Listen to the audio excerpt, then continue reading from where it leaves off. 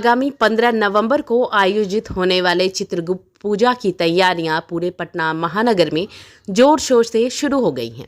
इसको लेकर पटना की पूजा समितियों की एक बड़ी बैठक भाजपा के पूर्व राज्यसभा सांसद और भाजपा के संस्थापक सदस्य सह चित्रगुप्त आदि मंदिर प्रबंधक समिति के अध्यक्ष आर.के. सिन्हा की अध्यक्षता में की गई।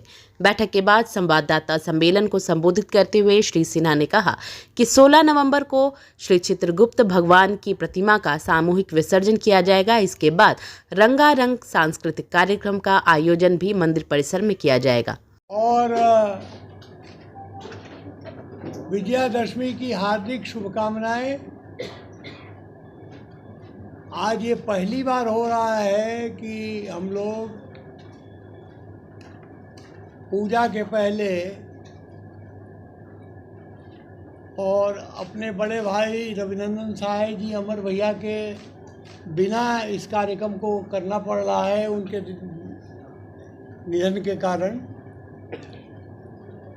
आप लोगों को आज आमंत्रित किया ये बताने के लिए कि एक तो पूजा के तिथि में कुछ विवाद चल रहा था। कोई कह रहे थे कि अगर दिवाली 12 को है तो पूजा 14 को होनी चाहिए, क्योंकि बीच में गोवर्धन पूजा होता है और उसके बाद दीपावली होना चाहिए।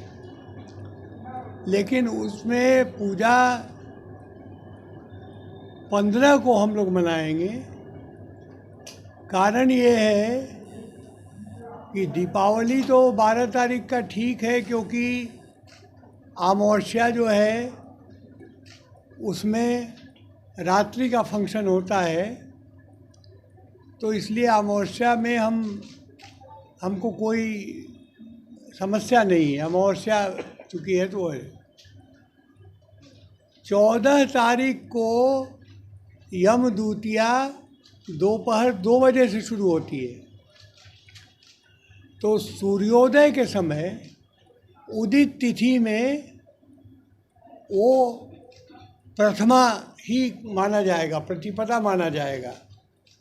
और प्रतिपदा ऐसे भी किसी शुभ काम के लिए ठीक नहीं है। और द्वितीया शुरू होती है 2 बजे दिन से, तो उदित तिथि जो है द्वितीया की वो 15 तारीख को शुरू होगी। इसलिए हम 15 को यम द्वितीया मनाएंगे। उस दिन चित्रगुप्त पूजा होगा। उस दिन बहनें जो हैं अपना चना कूटेंगी और वो भाइयों को खिलाएंगी, वो सारा कार्य होगा।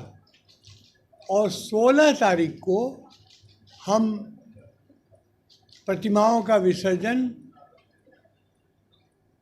आदि चित्रगुप्त मंदिर के प्रांगण में बने हुए तालाब में करेंगे, जो गंगाजल से भरा रहेगा। क्योंकि गंगा के किनारे हम हैं, तो हर साल सफाई करवाते हैं उसकी और गंगाजल भरते हैं। वहीं प्रतिमाओं का विसर्जन करेंगे। और उसके 15 दिन के बाद जब प्रतिमाएं जो हैं पूरी तरह से वो गल जाती हैं, तब फिर हम उसको निकाल के मिट्टी फिर तालाब को पुराने स्थिति में व्यवस्थित करते हैं। इस बार दानापुर से लेकर पटना सिटी तक अलग अलग जगहों से आएंगी और हम लोग नियमानुसार 12 बजे यहाँ एकत्र होंगे साय सदन में। और यहाँ से शोभा यात्रा के रूप में हम लोग गाते बजाते हुए शाम के 4 बजे तक आदि मंदिर पहुँचने का हमारा टारगेट है। और इसके बाद हम सूर्यास्त के पहले आरती वगैरह करके तब प्रतिमाओं का विसर्जन करेंगे। और उसके बाद सांस्कृतिक कार्यक्रम भी होगा, सम्मान समारोह भी होगा और भाई भोज भी होगा। तो आप सभी उसमें आमंत्रित हैं।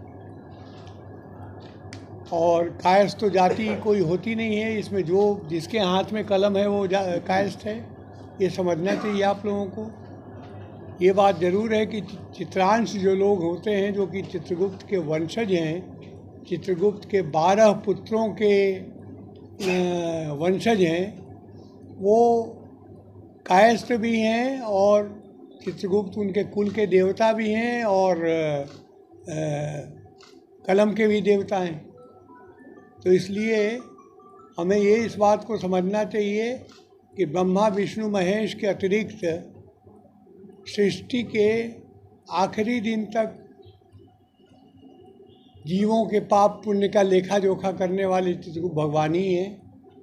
और चाहे वो कोई हो, मनुष्य हो, जानवर हो, पशु पक्षी हो, कीड़ा मकोड़ा हो, सब का लेखा जोखा भगवान चित्रगुप्त ही करते हैं और उसका आगे जन्म में क्या होना है उसका निर्णय भी वही करते हैं।